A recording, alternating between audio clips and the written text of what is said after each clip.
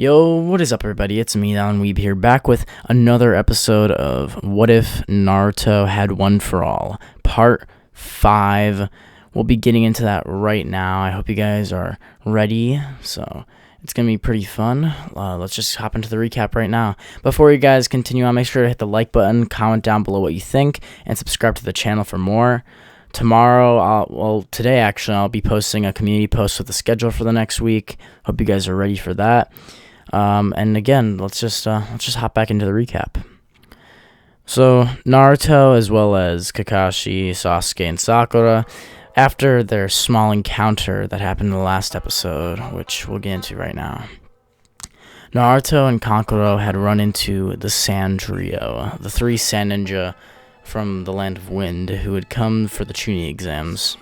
Naruto himself had no idea what was going on at the time, but he wasn't really happy that Kankuro was picking on Konohamaru, especially because Konohamaru was the third Hokage's grandson. Moving on, Naruto quickly saved Konohamaru at a breakneck speed with electricity flowing behind him, using only 5% of One for All. Gaara's eyes track him slowly as he sees that this kid has got some sort of strange abilities that make his speed and strength amped. Gaara then says that they'll leave for now, but they'll see him again in the Chunin exams. Gaara and the rest of the team then head out of that area as they walk away. Naruto then takes Konohamaru as he then takes him back to his house and meets up with Kakashi, Sakura, and Sasuke.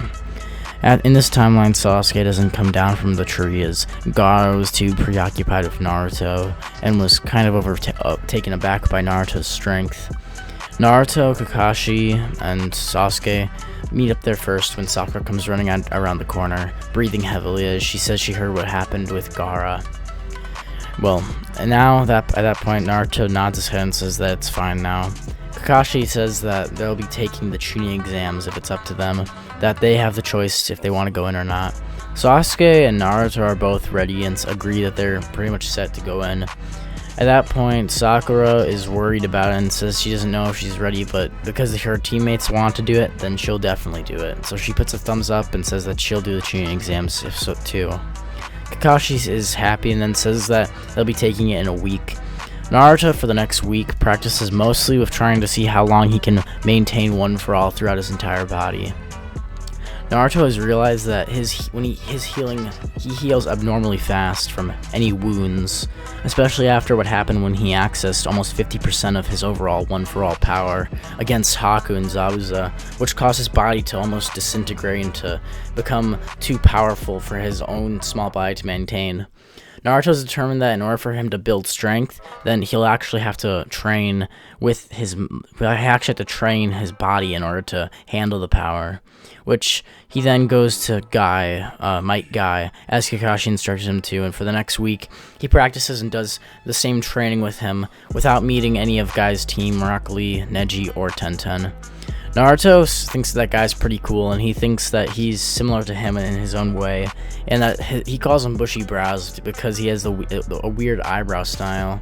Naruto still likes him though and tells him that he asked Might Guy if he has any students going to the Chunin exam. Rock Lee, for the last day before they take the Chunin exam, comes training with them and is introduced to Naruto. Naruto and Rock Lee hit it off right away as both of them are pretty similar. Naruto talks about why he has to train so hard so he can get stronger physically, and that if he can build his muscles, then he'll be able to use more of his Kekigenkai power. Naruto waves goodbye to Might Guy and says that he'll use what he learned to try and become a Chunin. Guy laughs and says that that's the explosive power of youth, as both Rock Lee and Naruto head off in their own directions. Naruto the next day meets up with Sasuke and Sakura as they head over to the building where the Chunin exam's first exam would be taking place. Rock Lee would be coming in with Neji and Tenten as well, and as soon as Naruto sees Rock Lee, he waves and smiles and calls out to him. Lee then turns around and smiles and laughs and says Naruto, as they then rush up to each other as waves in the image come together as they then give each other a mighty handshake. Sasuke is just staring dumbfounded and thinks that Naruto is such an idiot. Neji and Sasuke make eye contact and then look away for a second. Sakura and Tenten are talking as well when they all head into the building together. Once they get inside the building, they then go up to the third floor, and as they make it to the floor, there's some Chunin trying to mess with them. Naruto doesn't really see through this genjutsu at first, however, Neji as well as Sakura and Sasuke all do, and so they easily dispel the genjutsu and all both teams head in. As they head in this timeline, Naruto then is walking when Rock Lee challenges Sasuke to a fight. Naruto quickly turns around and then holds his fist up, saying that if anyone's gonna fight Lee, it's gonna be him. Then Lee smiles and says he'll take both of them on at the same time together. Naruto then looks up at him and has a fire in his eyes, telling him that you shouldn't take them so lightly, as him and Sasuke prepare to get into the battle. As both him and Sasuke dive into the fight, Naruto locks a roundhouse kick in with Rock Lee as they look into each other's eyes, quickly disappearing from Sakura's vision. Naruto quickly activates One For All up to 5% throughout his entire body, which is relatively easy for him to maintain, as he goes hand-to-hand with Rock Lee. Sasuke comes in for the assist as he jumps off of Naruto's back like a springboard, pushing him to the ground as he then locks an axe kick blade down directly on top of Rock Lee. Rock Lee blocks this and then swipes Sasuke away using the reverse lotus to push Sasuke back. At this point, he's considering opening one of the gates, but then suddenly Might Guy, as Naruto sees him, comes flying out of nowhere with a mighty kick as he spins and kicks Rock Lee in the face. Might Guy stands up and grabs both Lee and Naruto, telling them that they shouldn't be fighting right before their big exam, and that they should save their power of youth for later. Naruto cries a single tear, and Rock Lee cries a bunch as he says, "Yes, Guy-sensei." Naruto and Rock Lee give each other a fist bump and then rush into the exam. Sasuke and Sakura just look confused and also wondering what the heck that guy did to Naruto. As Naruto gets into the exam and sits down, he then, to his horror, realizes that he's taking a paper exam. Naruto quickly slams his head into the desk as he just thinks that he hadn't studied anything at all and that he's probably going to fail this test for sure. Naruto, as the paper's handed out, cries a little bit as he thinks that he's going to fail both Kakashi and Guy-sensei. Oh no. Suddenly, Hinata sits down next to Naruto and sees him, blushing as she sees him just staring off into space. Naruto says hi to Hinata and then goes back to what he was doing. When the test first starts, Naruto just closes his eyes and thinks about what he can do. At this point, Naruto prays. Naruto prays harder than he ever had before.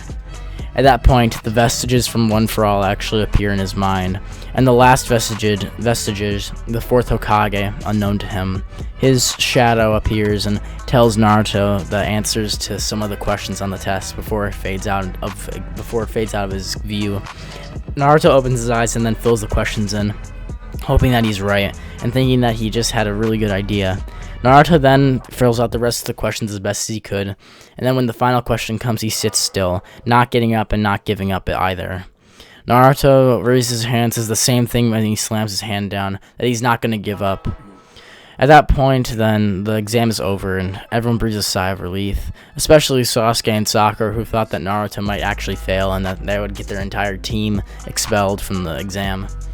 Now, Anko comes running into the room at a breakneck speed while eating a candy bar in one of her hands.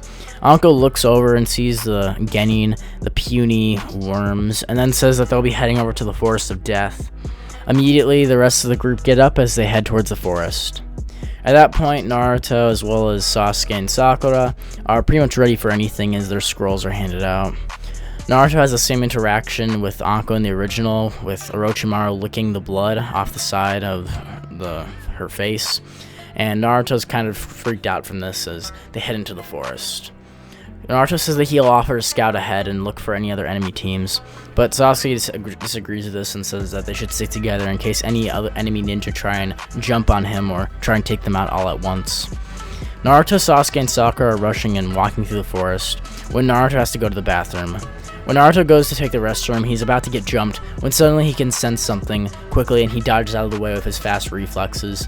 With his pants down, he suddenly does a flying kick, ripping apart his left pants leg as he then blushes as the person is knocked out. He quickly pulls up his pants leg and pulls a kunai out, trying to stitch back his pants leg on. As he rushes back with half of his left side of his pants from the knee down ripped off, and this other ninja dragging behind him with a rope, Naruto has a tear in his eye and says that he tried to jump him. Sasuke looks down at the ninja and then punches him on the head, telling him that was rude. At that point, they then check to see if he has a scroll, and conveniently they have the same scroll that they would need in order to pass. So they begin to head towards the tower. As they're heading along, Naruto suddenly is about to feel something.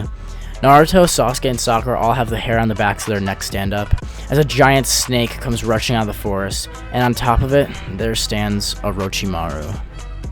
If you guys liked this part and want to see part 6 for What If Naruto Had One For All, make sure to hit the like button, comment down below what you thought, and subscribe to the channel for more.